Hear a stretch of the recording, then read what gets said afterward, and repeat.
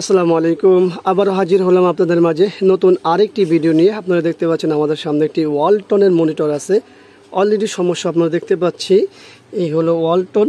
তো ওয়ালটন নিয়ে আমাদের এর আগেও ভিডিও আছে, কিন্তু এই মডেলের কোনো ভিডিও নেই। এটা যদিও বর্ডারলেস না, বর্ডার কিন্তু আছে, এখানে দেখতে পাচ্ছেন এই হলো বর্ডার, কিন্তু এটা কিন্তু প্যানেলগুলো ওই বর্ডারলেসের যে প্যানেল ব্যবহার করা হয়ে থাকে এখানে কিন্তু সেই প্যানেলই ব্যবহার করছে, আমরা খুললে দেখতে পাবো। তো চলুন আমরা ব্যাকপার্টটি খুলবো, এরপরে দেখতে পাবো আসলে কি প্যানেল ব্যবহার করেছে। তো ভিডিও শুরুতে বলে রাখি, যারা ইউজার আছেন তারা ভিডিওটি কন্টিনিউ করুন, আর যারা টেকনিশিয়ান আছে তাদের জন্য ভিডিওটি তৈরি করে না। চাইলে আপনারা দেখতে পারেন, বাকিটা আপনাদের ইচ্ছা। এখানে একটা সিগনেচার আছে, যারা ব্যবহারকারী আছেন তারা একটু খেয়াল রাখবেন, যেহেতু ভিডিওটা আপনাদের জন্য। তো আমরা ওয়ালটন রিপেয়ার আমাদের এখানে হয় কিনা সেই বিষয়ে আমরা দেখানোর চেষ্টা করি ইনশাল্লাহ। তো এখানে কি কি আছে সেটাও দেখাবো, সব কিছুই দেখাবো। তো ব্যাকপার্টটি আমরা দেখার চেষ্টা করছি। ব্যাকপার্টে আছে এখানে একটা HDMI দেওয়া আছে, আর একটা আছে BGA, আর ডিসি পোর্ট, আর অডিও আউটপুট বা অডিও আউটপুট। যেহেতু HDMI চালালে অডিও লাগবে, সেহেতু অডিও পোর্টটি দিয়েছে। তো যাই হোক, এখানে মডেল নাম্বারটা আমরা দেখার চেষ্টা করি। পাওয়ার দেওয়া কিন্তু এখনও আছে, মনে করেন না যে এটা এখনও পাওয়ার অফ করা হয়েছে, পাওয়ার দেওয়া আছে।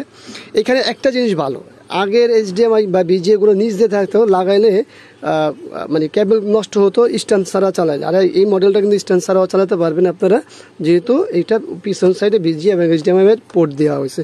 আর মডেল নাম্বারটা যদি আমরা দেখতে চাই, দেখতে পাচ্ছি WD238B02। মডেলটা ভিন্ন, সিস্টেমটাও ভিন্ন। তো যাক, আমরা যেহেতু ব্যাকপার্টটি খুলতে হবে আমাদের, যেহেতু প্যানেলে কাজ করবো, আমরা খুলে তারপরে দেখি। ব্যাকপার্টটা আমরা খুলে নিয়েছি।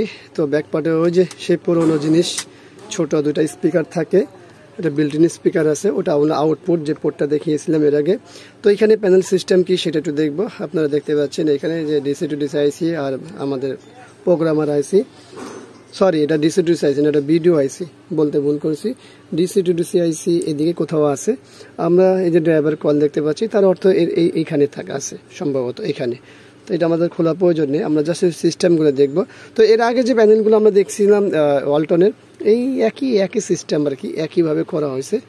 তো আমরা দেখি কোথা থেকে কি ভোল্টেজ কি করতে হবে, কি খারাপ বের হয় বা আদৌ হয় কি না সেগুলো দেখব।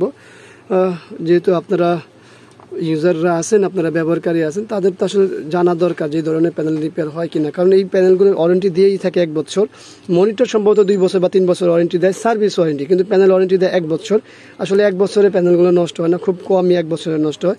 তো যার কারণে আসলে আপনারা বিপদে পড়েন ওয়ারেন্টি শেষে। তাহলে সেক্ষেত্রে আমাদের সঙ্গে থাকুন, দেখি কি করতে পারে আপনাদেরকে জানাবো।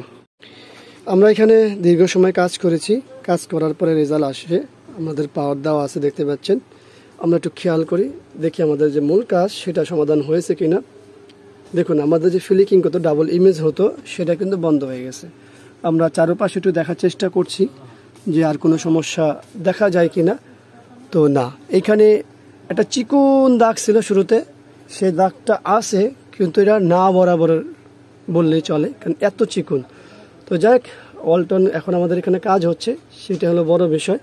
যারা ব্যবহারকারী আছেন তাদের উদ্দেশ্যে ভিডিওটি তৈরি করা, আশা করি আপনাদের উপকার আসবে ভিডিওটি। কারণ হচ্ছে সমস্যা হলে সমাধানের জন্য একটা ব্যবস্থা নিতে পারবেন, যদি চান আর কি, আমাদের সাথে যোগাযোগ করতে পারবেন বা অন্য যারা কাজ করে তাদের সাথে যোগাযোগ করতে পারবেন। কিন্তু হয় যে সেটা আমরা দেখানোর চেষ্টা করেছি, জাস্ট আপনারা যাতে হতাশ না হন যে আমাদের মনিটরটা নষ্ট হয়ে গেছে, ওয়ারেন্টি শেষ, ওয়ারেন্টিতে গেলাম তারা রিসিভ করলো না, কিন্তু এখন আমার কি হবে, সেই হতাশা যাতে না কাজ করে আপনাদের মধ্যে, এই জন্য এই ভিডিওটি তৈরি করা। ভিডিওটি ভালো লাগলে লাইক, কমেন্ট, শেয়ার অবশ্যই আমাদের এই চ্যানেলটি সাবস্ক্রাইব করে রাখবেন, পাশে থাকা বেল বাটনটি চাপ দিয়ে রাখবেন। আবারও দেখাবেন ইনশাআল্লাহ অন্য কোনো বিষয় নিয়ে। আজকের মতো এখানে বিদায়, আল্লাহ হাফেজ, আসসালামু আলাইকুম রহমতুল্লাহি ওয়া বারাকাতুহু।